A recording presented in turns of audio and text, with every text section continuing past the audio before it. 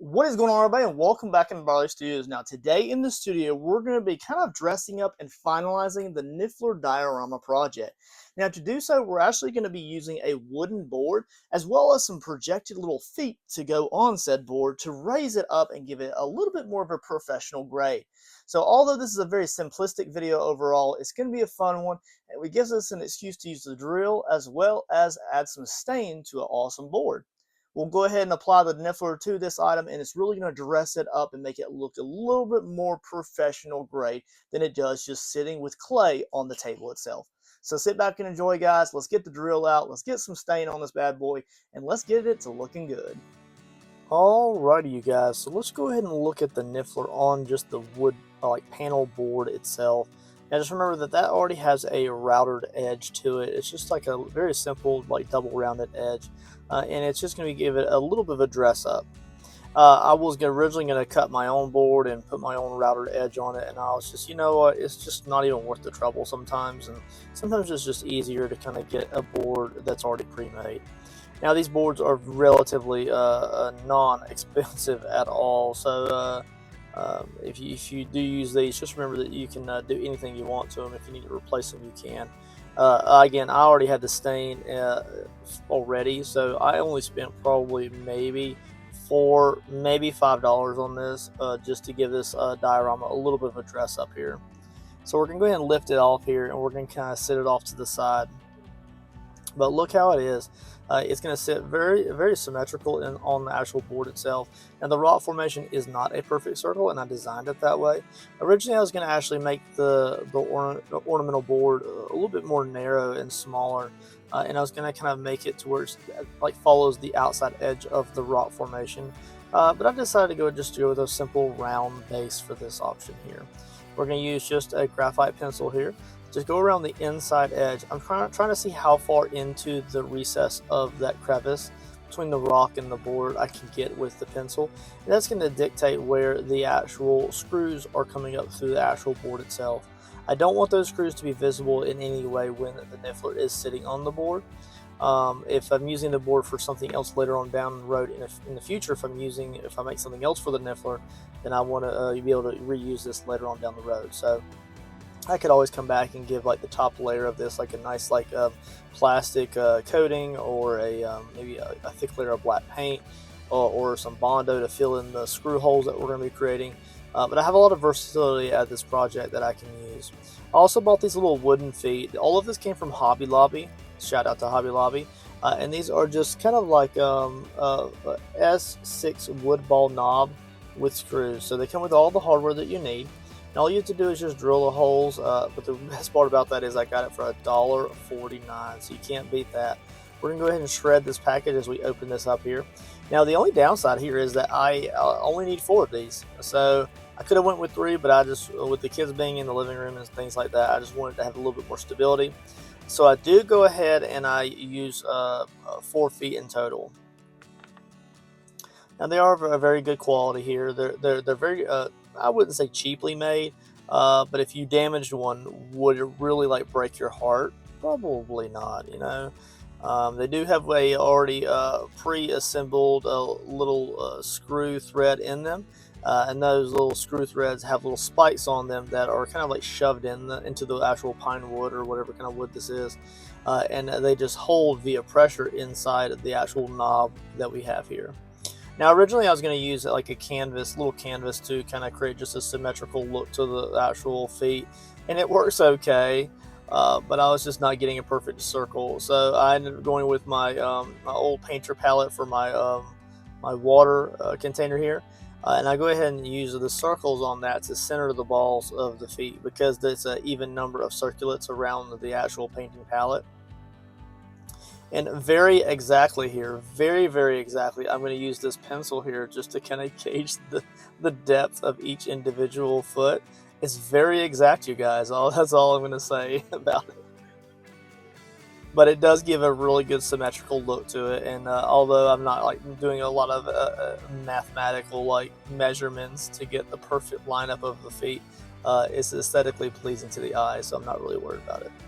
Now I'm going to start drilling from the top to the bottom, and the reason for which I want to make sure I'm inside the line that we had left behind when we drew the Niffler silhouette on the actual board itself. I'm also drilling very slow, so I don't get any kind of blowout on the end, the backside of the board itself. It's really not necessary if I did get a little bit of chipping or blowback on that, because we're going to have the walls of the feet kind of covering up that hole, maybe like a centimeter or so in the diameter of the ball of the feet there. As you can see, I have that little silhouette or tracing of the individual feet on there. We're going to drill straight down each of these holes. These are 1/4 inch holes for this 1/4 inch screws. And I'm also going to countersink these with a larger size bit. And I do a little bit of trimming with the X-Acto knife just to kind of clean that up just a little bit. Now I will be the first to say that the holes that I have drilled are very, very tight for the size screws, of course. But if you just apply a little bit of drilling action there with your Phillips head bit there, it just goes straight in and it's no issue whatsoever. So it's very, very easy to just quickly countersink these with a little bit of depth. That way the heads of those screws are just flush with the actual top of the board itself, and it just allows the Niffler to sit a little bit easier on top of the board. We'll go ahead and do that all the way around here, and then we'll start to kind of like dry fit to see how we want the feet to attach to the bottom of each individual screw.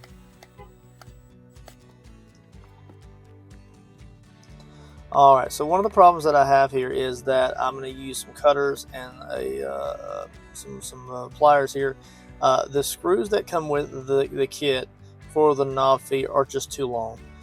So I don't know what the depth of the board is, but it's relatively shallow, so there's just too much thread here, so it's bottoming out, and when I'm over tightening that thinking that it's going to tighten down, it's not. If it was a thicker piece of wood, then I wouldn't have to worry about this, but I do need to cut off about I'd say maybe a centimeter off each individual screw so that you can get the correct depth, so it goes through the board and then it has enough shank to tighten down onto the knob itself. So what I'll do is I'll go ahead and score the end of each individual screw. I don't have any spare screws in the indoor studio, and I just didn't feel like going out to the outdoor studio late at night when I was working on this. So I just went ahead and just made do. So I scored it, and I just used 2 pliers here just to grab a hold of it and break that off with just pressure. And of course I may be damaging the threads maybe slightly, but we'll go ahead and push these knobs onto those threads nevertheless. So we'll go ahead and fit these on here. Now it does take, even after trimming the screws, it does take quite a bit of pressure, so it's almost as if I really could not do this in front of the camera. I had to kind of like hold the board between my knees or my thighs just to kind of give it some pressure, and then I just used both hands and just really tightened and torqued it down, and in doing so it does allow the wooden feet to bottom out. Now as they tighten and bottom out on the bottom of the board, they will self-level so that it gives a nice seamless connection point at the end, at the joint of each individual foot on the bottom of the board. Alrighty, so as we tighten down that last one there, I'll get all 4 tightened down completely, and then we are ready to rock and roll into the staining process. Now, while this was sitting out in the living room under the Niffler just for a trial period, I posed it to my wife how she would like for me to paint it. I was thinking like I could paint it like a complete gold like base and antique it kind of like the coins are. I could make it a tie-dye color like a blue stain or a purple stain. I could make the feet gold while keeping the actual panel board itself like a nice rich dark color, the stain color that we're going to be using. But in essence, she did not give that to me in time, so I may make another one of these boards in the future, but for now, for today, we're going to stain the board. So here's just a quick look at what it looks like under the Niffler right now with those little feetsies under it. Let's jump into the outdoor studio. Alrighty, you guys, so I do have a little wood dowel here. I will dip that into the stain so you can see that. Minwax, just so you know, I'm giving you a great review here, just so you know. I don't know if they're on YouTube or not, but if they are, maybe then they'll see this awesome little micro video type of thing.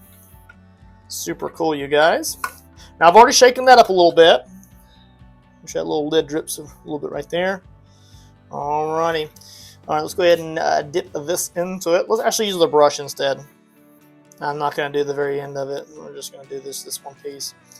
And I'm also going to let that set up overnight and We'll see how that looks. Okay, I'm gonna leave the brush there. I'm gonna lay this off to the side, and we'll look at this outside once I get done, because I know there's a very golden light coming in through right now. The sun's going down. I'm losing light. We're gonna get this project done here, but we'll look at this color in a few moments. Okay, all you amazing woodworkers and YouTubers and TikTokers out there, as well as Minwax, let's go ahead and get this bad boy on here. So let's go ahead and do this nice first coat here. Oh boy, oh boy, oh boy, that looks pretty daggum good, guys. Oh my goodness, oh my goodness. I do like how earthy this color looks. As of right now, it has a very dark look to it. I just didn't want something overly bright, you know, like you could get like a nice rich oak or something like that. I didn't want that. I wanted something very dark, because when I get this workshop done, and I am using this stain on the workbench, I do want it to have a nice tavern, dungeon, wizard like look to the overall workshop.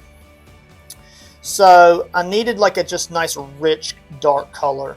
And I do believe, I'm going to put a glove on. I stained something a few days ago and I got stain all over my hands, and I don't feel like combating that right now. So I am going to go ahead and put a glove on my hand to turn the wood item.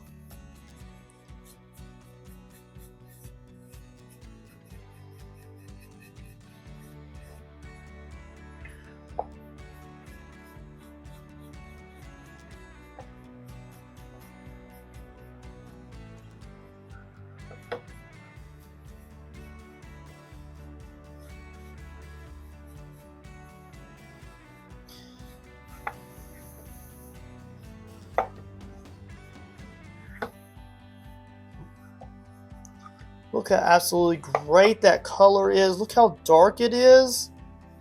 Trying to get some of those streaks out there. I did not fill in those screw holes with like a wood bondo or nothing, so like a wood filler. I just decided to leave them. They're covered up with the diorama anyways. I'm going to go ahead and flip it over, just hardcore right on top of those little spacers there.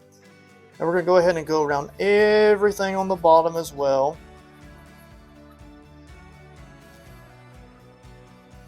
Go around the little wooden knobs there. I'm talking about a pain. These things were a pain to put on because I've never really put any on before, and I just did it the wrong way, you guys. You know, whenever you're trying something new, it's just you have to just try to figure it out. And I'm a learn as you go type of artist, and I do know that I'll be using a lot of those in the future, so I might as well get used to it. I'm trying not to flick this on myself because I do have a nice polo on, a nice Columbia shirt, so I don't want to get dirty. But I am kind of expediting this because instead of just taking my time, because the sun is going down. Sun's getting real low, Hulk.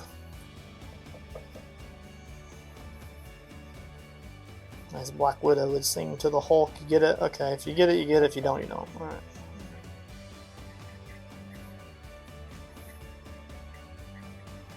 Sun's getting real. Now it's stuck in my daggum head.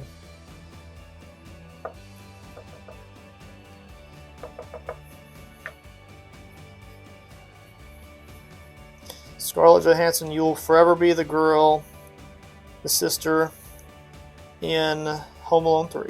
Just saying.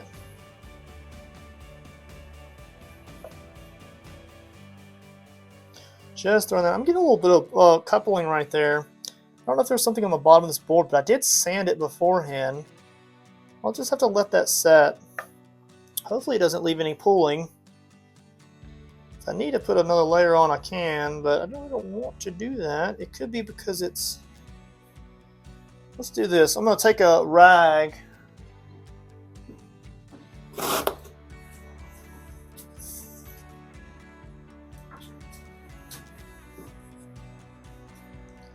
Hope I haven't been off camera this whole daggum time. I'm going to take a rag and I'm going to remove some of that excess. Must be pulling. There's a little bit of a coupling to the board there.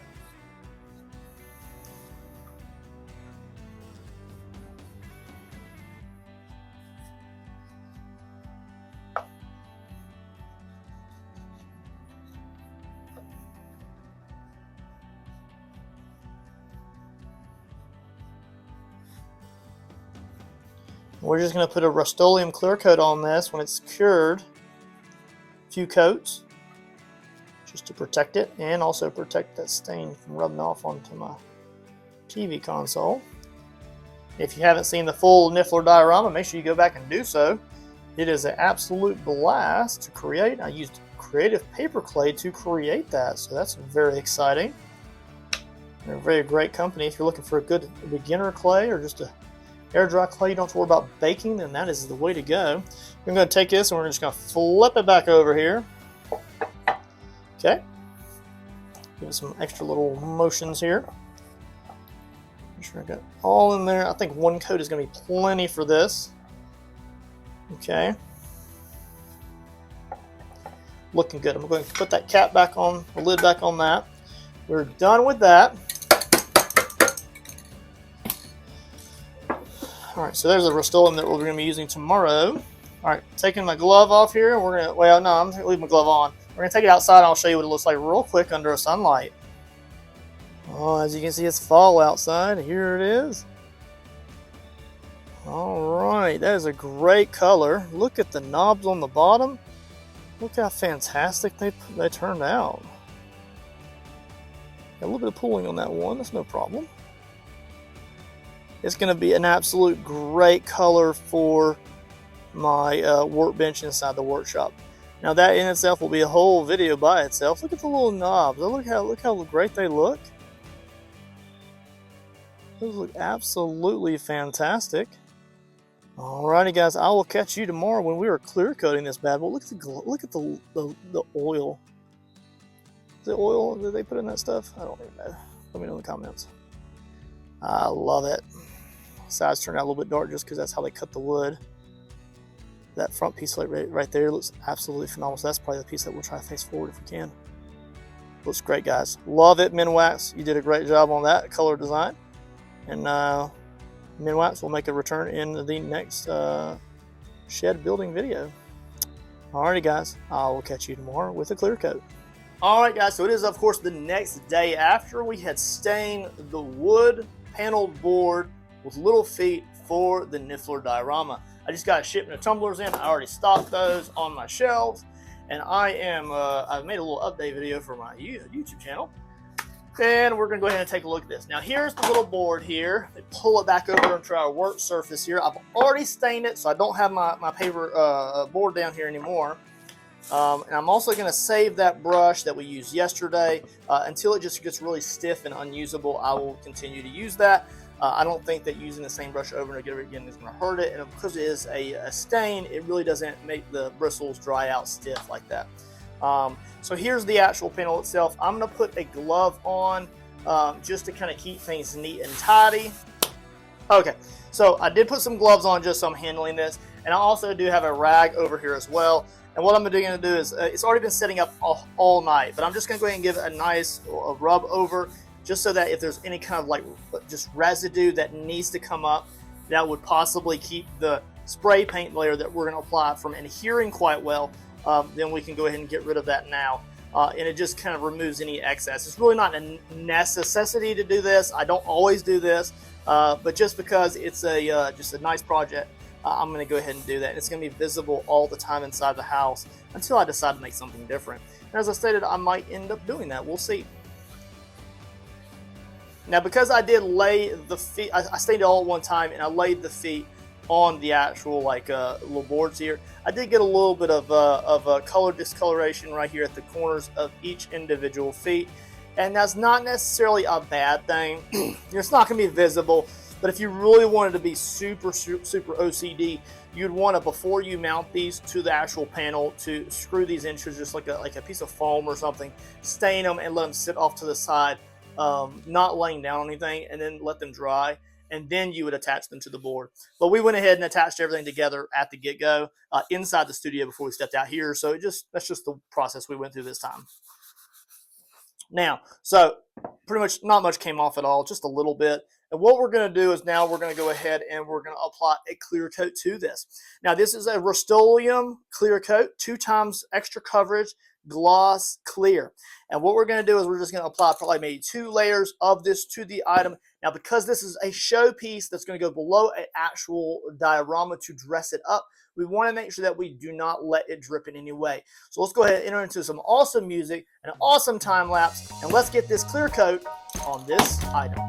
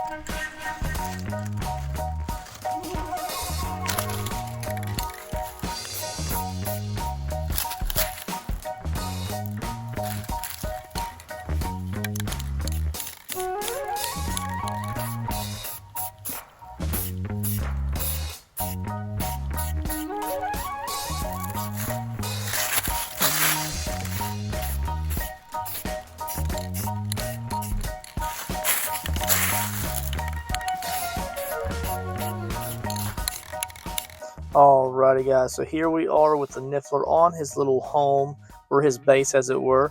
Now the great thing about this is the color turned out absolutely spectacular. It's a little bit more rich than I had originally anticipated, but it is great. And again, we're going to be using that color on my workbench in the workshop at some point, hopefully here in the near future. And here we are actually zooming out just a little bit so you can get a more wide shot of what the actual base looks like with the Niffler sitting on top of it. I think having little bald feet on the very bottom really does accentuate the overall base. It's a little bit more than it would if it was just sitting on the flat surface of the board itself. Kind of projects it up just a little bit, and I think it looks really good. But with this is the end of this awesome little micro video. Hope you guys enjoyed this overall content of using the wood stain as well as just putting the hardware on the wood panel to dress this little bad boy up. Make sure you like and subscribe, and I'll catch you on the next awesome series, guys. Later.